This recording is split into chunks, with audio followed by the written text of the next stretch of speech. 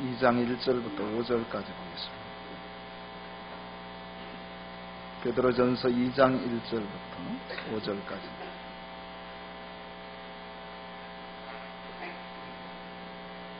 그러므로 모든 악독과 모든 기만과 외식과 시기와 모든 비방하는 말을 버리고 갓난아기들 같이 순전하고 신령한 젖을 사모하라.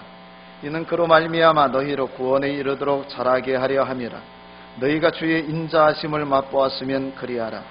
사람에게는 버림바가 되었으나 하나님께는 택하심을 입은 보배로운 산돌이신 예수께 나아가 너희도 산돌같이 신령한 집으로 세워지고 예수 그리스도로 말미암아 하나님이 기쁘게 받으실 신령한 제사를 드릴 거룩한 제사장이 될지니라. 아멘.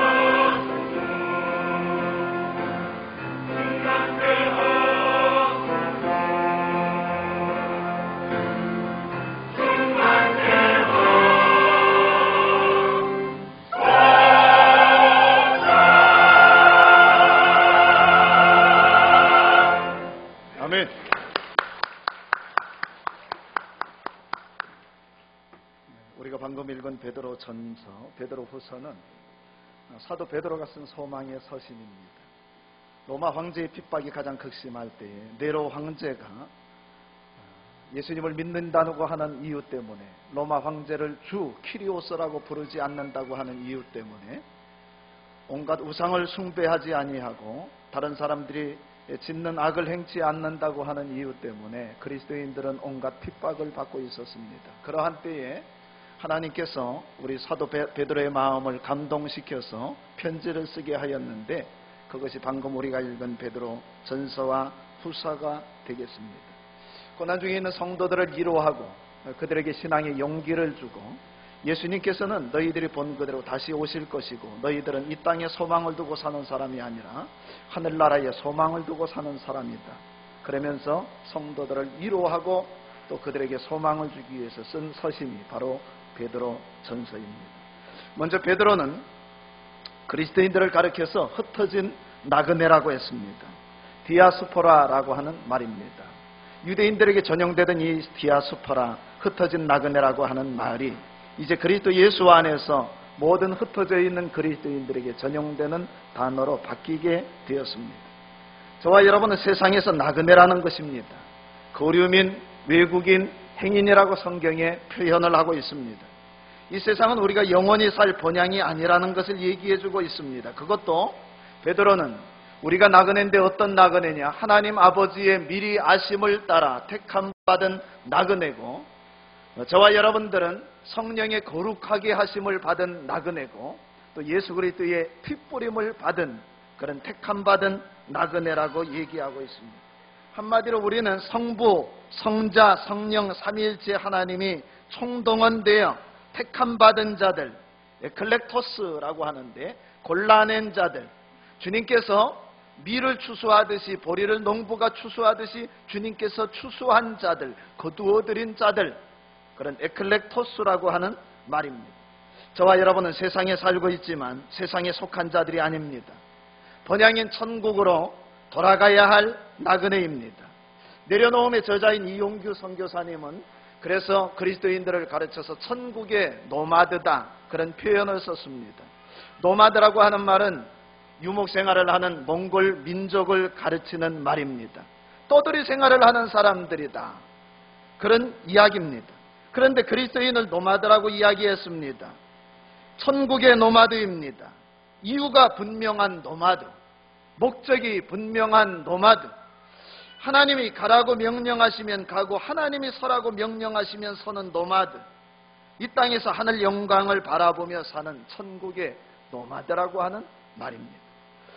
두 번째, 베드로는 그리스도인을 가르쳐서 산 소망이 있다고 이야기를 했습니다. 리빙 홉, 살아있는 소망을 가진 자들이다. 여러분, 저와 여러분에게 소망이 있습니까? 죽은 소망이 아닙니다. 사라지고 없어질 소망이 아닙니다. 우리가 가지고 있는 소망은 살아있는 소망이다. 그렇게 분명하게 베드로는 이야기하고 있습니다. 고난을 당하고 있는 당시의 초대 그리스도인들을 향하여, 교회들을 향하여 여러분 소망을 가지십시오. 우리가 가지고 있는 소망은 이 땅의 소망이 아니고 썩지 않고 더럽지 않고 쇠하지 아니하는 영원한 소망입니다. 여러분의 믿음이 금보다 더 귀하여 여러분이 이 고난을 통과하면은 지하 카타콤에 들어가서 신앙생활을 하고, 때로는 목베임을 당하고 칼로 켬을 당하고, 심지어는 화형을 당하고 짐승의 밥이 되어서 콜로세움 원형 경기장에서 우리가 죽어가는다 할지라도 신앙을 지키고 절개를 지키는 사람들에게는 하나님께서 칭찬과 영광과 존귀를 얻게 해줄 것입니다. 여러분, 이 산 소망을 잊어버리지 마십시오라고 이야기를 하고 있습니다. 낙심하지 말라는 것입니다. 오늘도 하나님께서 여기 베드로를 통하여, 아니 주의 종을 통하여 오늘 저와 여러분들을 향하여 말씀하십니다. 결코 이 땅에 우리가 머물고 있는 동안 잠시 잠깐 사는 이 세상 때문에, 잠시 잠깐의 그런 고난 때문에, 시련 때문에 결코 성도는 낙심해서는 안 된다. 배도해서는 안 된다. 오히려 주 안에서 기뻐하고 즐거워하라고 권면을 하고 있습니다. 베드로전서 4장 16절에는 만일 그리스도인으로 고난을 받으면 부끄러워하지 말고 도리어 그 이름으로 하나님께 영광을 돌리라. 할렐루야. 오히려 고난을 당할 때, 시련을 당할 때 우리가 그리스도인이라고 하는 이름으로 우리가 하나님 앞에 영광을 돌리는 삶을 살아야 된다고 권면을 하고 있습니다. 세 번째는 베드로전서 1장에서 그리스도인은 마음으로 뜨겁게 서로 사랑하는 자들이라고 하였습니다. 고난을 당하고 시련을 당할 때 오히려 성도 간에 서로 뜨겁게 피차 사랑을 해야 된다. 이것이 하나님의 자녀, 거룩한 백성들이 취하여야 할 태도다, 행동이다. 그렇게 권면을 하고 있습니다. 계속 이어서 베드로는 1장에 이어 거듭난 그리스도인의 영적 성장에 대하여 지금 강권하고 있습니다. 오늘 우리가 하나님의 택함을 받은 나그네, 천국의 소망을 두고 살아가는 나그네, 하나님의 말씀으로 거듭나서 하나님의 자녀로 이 땅에 살아가는 그런 나그네라 할지라도 그것으로 만족하거나 안주해서는 안 되고, 오늘 우리의 신앙이 점점 성장해야 될 것을 얘기하고 있습니다. 오늘 우리 대학교 성도님들의 신앙이 정체되거나 퇴보되는 것이 아니라 우리의 신앙이 말씀에 깊이 뿌리를 내리고 천국에 뿌리를 내려서 우리가 신앙이 자라기를 간절히 축원합니다. 신앙이 자라기 위해서 오늘 성경에 세 가지를 이야기하고 있습니다. 첫째는 영적 성장을 위해서 우리는 먼저 버려야 할 것들이 있다고 얘기하고 있습니다. 버려야 합니다. 오늘 성경 1절에 그러므로 모든 악독과 모든 기만과 외식과 시기와 모든 비방하는 말을 버려야 된다. 모든 악독을 버려야 된다. 여기 기만은 사기치는 것을 말합니다. 거짓말하는 것을 말합니다. 예전 성경에는 계율이라고 했습니다. 여기 외식은 위선을 떠는 것을 말합니다. 여기 시기와 모든 비방하고 험담하는 말을 버려야 된다. 여기 기만, 외식, 사기, 또 여기 비방하는 것은 가정에서 가정을 깨는 것이지요. 교회 공동체를 깨는 것입니다. 이 사회를 어지럽히고 분쟁을 일으키는 것들을 얘기합니다. 여기 계속해서 모든 악동, 모든 기만, 모든 비방하는 말 그랬는데 여기 모든 이렇게 계속해서 반복해서 이야기한 것은 우리가 악에 대해서 우물쭈물하거나 미련을 두어서는 안 되고 흔적도 남기지 말고 일체 청산해야 된다. 계속해서 모든 악을 버려라, 없애라. 신앙에 방해되는 모든 것을 끊어버릴 것을 얘기하고 있습니다. 사도 바울이 고백하기를 날마다 나는 나 자신을 복종시킨다고 했습니다. 오늘 우리 자신은 어떻습니까? 날마다 나 자신을 하나님의 말씀 앞에 복종시키는 그런 경건한 신앙생활을 하고 있는가 하는 말입니다. 여기 악독은 비뚤어진 마음에서 나오는 나쁜 생각입니다. 하나님을 떠나서 육체의 소욕을 쫓아 행하는 것입니다. 에베소서 2장 2절에는 이 악독에 대해서 이 세상 풍조를 따르고 공중의 권세 잡은 자 사단을 따르고 육체의 욕심을 따라 지내며 육체와 마음이 원하는 것을 행하는 것이라고 했습니다. 그냥 내 마음이 그냥 내 욕심대로 행하는 것입니다. 이것을 가르쳐서 예수님께서는 구체적으로 육체와 마음이 원하는 것이 무엇이냐? 마태복음 15장 19절에 보니까 그것은 악한 생각이다, 살인이다, 간음이다, 음란이다, 도둑질하는 것이다, 거짓 증언과 비방이라고 했습니다. 이 모든 악독을 오늘 주님께서는 버리라는 것입니다. 골로새서 3장에 이 악독에 대해서 구체적으로 얘기해주고 있습니다. 그러므로 땅에 있는 지체를 죽이라. 곧 음란과 부정과 사욕과 악한 정욕과 탐심이니 탐심은 우상숭배니라. 이것들로 말미암아 하나님의 진노가 임하느니라. 너희도 전에 그 가운데 살 때에는 그 가운데서 행하였으나 이제는 너희가 이 모든 것을 벗어버려라. 옷을 벗어버리고 새로운 옷을 갈아입는 것처럼 벗어버려라. 곧 분함과 노여움과 악의와 비방과 너희 입에 부끄러운 말이라. 너희가 서로 거짓말을 하지 말라. 옛사람과 그 행위를 벗어버리고 새사람을 입었으니 이는 자기를 창조하신 이의 형상을 따라 지식에까지 새롭게 하심을 입은 자니라. 에베소서 4장에는 이 악독에 대해서 또 이렇게 말하고 있습니다. 그러므로 내가 이것을 말하며 주 안에서 증언하노니 이제부터 너희는 이방인이 그 마음에 허망한 것으로 행함같이 행하지 말라. 그들의 총명이 어두워지고 그들 가운데 있는 무지함과 그들의 마음이 굳어짐으로 말미암아 하나님의 생명에서 떠나 있도다. 그들이 감각 없는 자가 되어 자신을 방탕에 방임하여 모든 더러운 것을 욕심으로 행하되 오직 너희는 그리스도를 그같이 배우지 아니하였느니라. 진리가 예수 안에 있는 것 같이 너희가 참으로 그에게서 듣고 또한 그 안에서 가르침을 받았을진데 너희는 유혹의 욕심을 따라 썩어져가는 구습을 따르는 옛사람을 벗어버리고 오직 너희의 심령이 새롭게 되어 하나님을 따라 의와 진리의 거룩함으로 지으심을 받은 새 사람을 입으라. 로마서 6장에는 그러므로 너희는 죄가 너희 죽을 몸을 지배하지 못하게 하여 몸의 사욕에 순종하지 말고 또한 너희 지체를 불의의 병기로 무기로 죄에게 내주지 말고 오직 너희 자신을 죽은 자 가운데서 다시 살아난 자같이 하나님께 드리며 너희 지체를 의의 무기로 하나님께 드리라. 제가 너희를 주장하지 못하리니 이는 너희가 법 아래에 있지 아니하고 은혜 아래에 있습니다. 하나님의 은혜 가운데 구원받고 그리스도 예수와 함께 십자가에 못 박혀 죽임을 당하고 그리스도 예수와 함께 연합하여 다시 산 부활한 삶을 살아가는 사람은 그리스도인으로서 은혜 가운데 살아야 된다. 의의 병기, 의의 무기로 하나님 앞에 드려진 삶을 살아야 된다고 하는 말씀입니다. 심지어 데살로니가전서 5장 21절에는 범사에 헤아려 좋은 것을 취하고 악은 어떤 모양이라도 버리라. 악은 모양이라도 버리라. 흉내도 내지 말라고 하는 말씀입니다. 오늘 성경은 하나님께서 우리를 부르실 때에 부르신 목적이 있는데 그 부르신 목적에 합당하게 하나님의 자녀답게 살아야 될 것을 말씀을 하고 있습니다. 이전에 하나님의 백성이 아닐 때에는 세상 사람들과 다를 바 없이 불신앙 가운데 살았습니다. 육체의 정욕을 쫓아 살았습니다. 온갖 우상을 숭배하며 살았습니다. 돈을 사랑하고 명예를 사랑하고 자기를 하나님보다 더 사랑하고 쾌락을 사랑하기를 하나님보다 더하는 삶을 살았습니다. 그러나 이제 거듭난 그리스도인은 이 세상, 어두운 세상 가운데 빛으로 살아야 될 것을 말씀하고 있습니다. 이유는 우리가 빛의 자녀가 되었기 때문입니다. 이제는 하나님의 영광을 위하여 살 것을 말씀을 하고 있습니다. 베드로전서 2장 9절에 그러나 너희는 택하신 족속이요 왕같은 제사장들이요 거룩한 나라요 그의 소유가 된 백성이니 이는 너희를 어두운 데서 불러내어 그의 기이한 빛에 들어가게 하시니 아름다운 덕을 선포하게 하려 하심이라. 하나님의 영광을 드러내야 된다.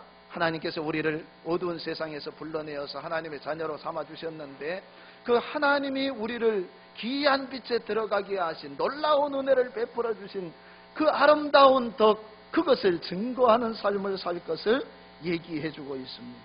버려야 됩니다. 둘째는 우리가 신앙이 자라기 위해서는 하나님의 말씀을 사모해야 합니다. 2절 있는 말씀을 우리 다 함께 읽겠습니다. 시작. 갓난 아기들 같이 순전하고 신령한 자를 사모하라. 이는 그로 말미암아 너희로 구원에 이르도록 자라게 하려 함이라. 아멘. 시온 성경에는 갓난아기가 젖을 찾듯이 순결한 말씀을 사모하십시오. 그러면 여러분들의 믿음이 자라나고 구원을 받게 될 것입니다. 성화적 구원을 얘기하고 있습니다. 하나님의 말씀은 모든 그리스도인들이 반드시 먹어야 할 순전하고 신령한 젖이라는 것입니다. 본능적으로 태생적으로 갓난아기는 태어나자마자 엄마의 젖을 찾습니다. 엄마의 품에 안긴 아기가 모유를 먹을 때의 모습을 여러분 보셨습니까? 필사적입니다. 사투를 벌입니다. 젖은 아기의 생명이고 힘의 원천이기 때문에 그렇습니다.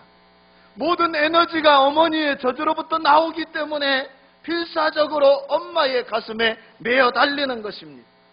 이와 같이 하나님의 말씀은 거듭난 그리스도인들이 반드시 자라기 위해서는 먹어야 할 그런 신령한 양식이다, 순전한 양식이라고 하는 말씀입니다. 신앙이 승리하기 위해서 우리가 먹어야 할 양식입니다. 생수입니다. 모든 에너지의 원천이 되겠습니다. 하나님의 말씀을 먹지 않으면 속사람이 살 수가 없습니다. 자랄 수가 없습니다. 여러분, 말씀을 잠시라도 멀리해 보십시오. 그러면 어느 순간 제약이 침투하고 우리는 신앙에 병들어가고 예배생활은 점점점 거리가 멀어지고 말게 될 것입니다. 그래서 오늘 성경에 이는 그로 말미암아 너희로 구원에 이르도록 자라게 하려 함이라. 하나님의 말씀은 우리를 영적으로 강건하게 하고 온전하게 하고 신의 성품에 이르도록 자라게 해준다고 하는 말씀입니다. 여러분, 하나님의 말씀인 성경이, 여러분, 이 말씀이 우리를 거듭나게 하고 새롭게 하고 우리를 변화시키고 그리고 주님을 본받게 한다고 하는 말씀입니다. 말씀이 우리 앞길을 인도해 가는 것입니다. 그러므로 저와 여러분들은 아기가 젖을 사모하듯이 어린아이가 엄마 없이는 살 수가 없어요. 어머니를 애타게 찾는 것과 같이, 사슴이 시냇물을 갈급함 같이 사람이 금은 보석을 사모하는 것보다 더 하나님의 말씀을 사모해야 될 것을 얘기해 주고 있습니다. 여기 사모하라, 신령한 젖을 사모하라 그랬는데 여기 에피포세오 사모하라고 하는 말은 사실은 더블, 갈망하고 갈망하라 반복해서 얘기하는 그런 성경 구절입니다. 시편 119편 131절에 내가 주의 계명들을 사모함으로 내가 입을 열고 헐떡였나이다. 하나님의 말씀을 얼마나 사모하였는지, 이 말씀을 듣고 싶어서 이 말씀을 읽기를 원해서 애타게 사모했다는 것입니다. 여러분, 우리가 잘 알고 있는 초대 대통령 이승만 대통령은 감옥에 갇혔을 때에 여러분 구사일생으로 하나님께서 감옥에서 구출해 내었는데 그 감옥에 있는 동안에 예수님을 만나게 되었습니다. 성경을 너무나 읽고 싶었는데 온몸이 묶여 있었습니다. 양발도 착고에 묶여 있었습니다. 그래서 옆 사람에게 이 성경을 좀 넘겨주세요. 그래서 성경 말씀을 한 장 한 장 넘겨가면서 옆 사람이 넘겨주면 그것을 눈으로 읽고 소리내어 읽고 그러면서 성경을 여러 번 읽었다고 하는 고백을 본 적이 있습니다. 여러분, 우리가 하나님의 말씀을 사모함으로 내가 입을 열고 헐떡였나이다 한 이 시편 기자의 고백과 같이 다윗은 시편 19편 10절에 금곤 많은 순금보다 더 사모한다고 이야기를 했습니다. 여러분, 하나님의 말씀을 사모하는, 갈망하는 저와 여러분이 되기를 간절히 축원합니다. 하나님의 말씀이 내 생명의 능력입니다. 하나님의 말씀이 나의 신앙이 자라게 되는 것입니다.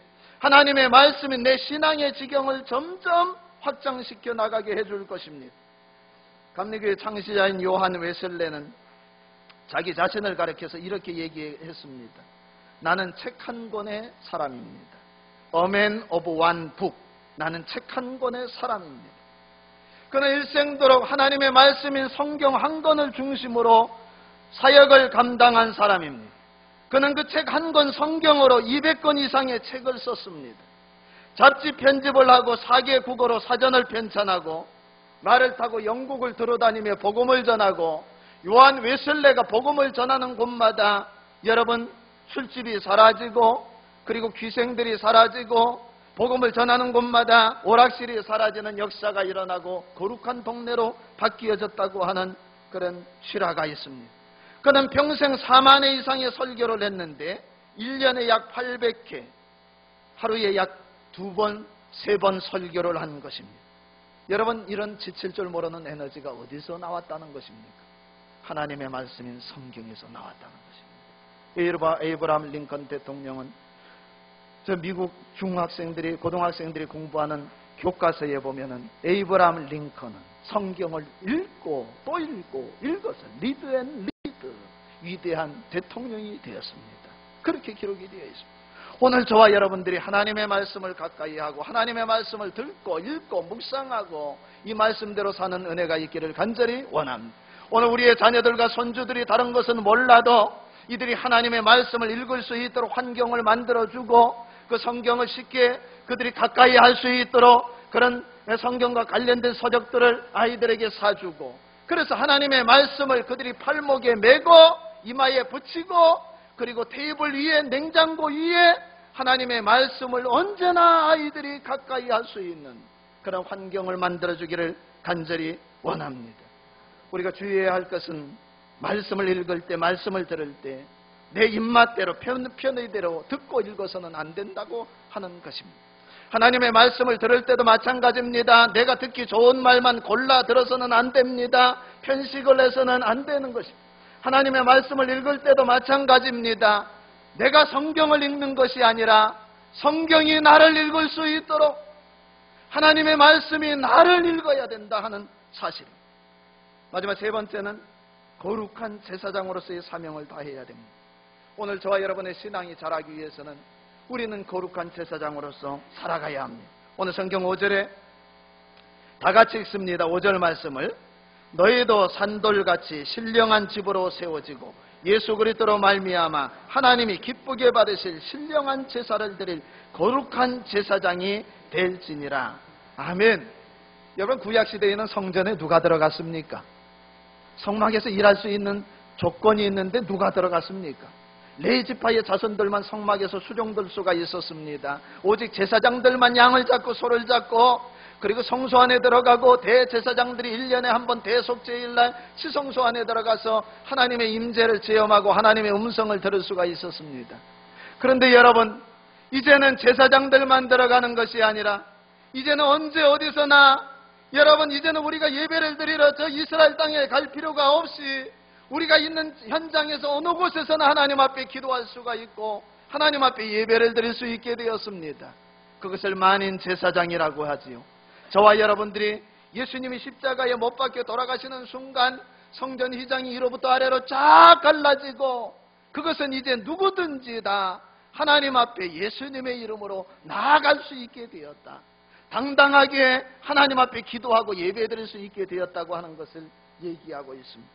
에베소서 3장 12절에 우리가 그 안에서 그를 믿음으로 말미암아 담대함과 확신을 가지고 하나님께 나아감을 얻느니라. 아멘. 히브리서 4장 16절에 그러므로 우리는 궁휼하심을 받고 때를 따라 돕는 은혜를 얻기 위하여 은혜의 보좌 앞에 담대히 나아갈 것입니다. 오늘 본문 4절에도 사람에게는 버림바가 되었으나 하나님께는 택하심을 입은 보배로운 산들으신 예수께 나아가 그랬습니다. 이제는 여러분, 우리가 하나님 앞에 누구나 언제든지 주님 앞에 나아갈 수 있게 되었습니다. 심지어는 오늘 성경 10절에 9절에 보니까 너희는 택하신 족속이요 왕같은 제사장들이라고 했습니다. 여기 왕같은 제사장은 왕의 제사장, 왕 대신 하나님께 속한 제사장. 여기 왕같은 제사장은 제사장 중에 제사장들을 일컫는 말씀입니다. 오늘 저와 여러분들이 이제는 주님 앞에 당당하게 담대히 언제나 주님 앞에 나아가는 제사장이 되었다고 하는 사실입니다. 믿으시기를 바랍니다. 여러분, 여기 제사장은 베드로는 한 걸음 더 나아가 거룩한 제사장이라고 했습니다. 여기 거룩한 제사장은 예배의 본을 보이는 제사장을 말합니다. 하나님을 섬기고 이웃을 섬기는 일에 앞장을 서는 제사장입니다. 다른 사람들이 하나님을 만날 수 있도록, 예수님을 잘 믿을 수 있도록 여러분 그들을 섬기고 예배당에서 교회를 위해서 섬기고 봉사하는 제사장을 말합니다. 여기 하나님이 기쁘게 받으실 신령한 제사를 드리는 제사장이라고 하는 말은 우리의 마음을 비롯해서 몸과 물질과 시간과 우리 삶의 전 영역을 하나님께 바치는 제사장을 말합니다. 단순히 구약시대에는 양을 잡으면 됐습니다. 소를 잡고 비둘기를 잡고 고운 가루 소재를 하나님 앞에 올려드리면 되었습니다. 그러나 이제는 여러분, 우리의 마음과 몸을 드리고 시간을 드리고 재능을 드리고 물질을 드리고 우리가 가진 모든 것을 주님 앞에 드리는 그런 거룩한 제사장을 말합니다. 여기 거룩한 제사장은 우리를 어두운 데서 불러내어 빛의 나라로 옮겨주신 하나님의 아름다운 덕을 선포하는 제사장을 말합니다. 여러분, 우리 신앙이 언제 자란다는 것입니까? 우리 신앙이 불신자들을 강건하여 데려올 때에, 전도할 때에, 복음의 제사장으로서 직분을 다할 때에, 하나님이 우리에게 주신 복을 다른 사람들에게 유통할 때에, 그때 우리의 신앙이 점점 자라는 것을 얘기하고 있습니다. 여러분, 결론을 맺겠습니다. 그리스도인은 계속해서 성장을 해야 합니다. 우리 아이들이 성장을 멈추었다. 그것은 문제가 있지요. 몸에 병이 있든지 장애가 있든지 뭔가 뱃속에서부터 문제가 있어서 태어났든지 어려움을 겪을 수가 있습니다. 여러분, 부모님의 마음이 얼마나 가슴 아프겠습니까? 아이가 자라나지 않을 때, 성장이 멈추었을 때, 그때 당사자뿐만 아니라 부모는 얼마나 힘이 들겠습니까? 오늘 저와 여러분의 신앙이 계속해서 성장하기를 원합니다. 생육하고 번성하고 땅에 충만하고 땅을 정복하고 다스리는 장성한 신앙인들이 되기를 간절히 축원합니다.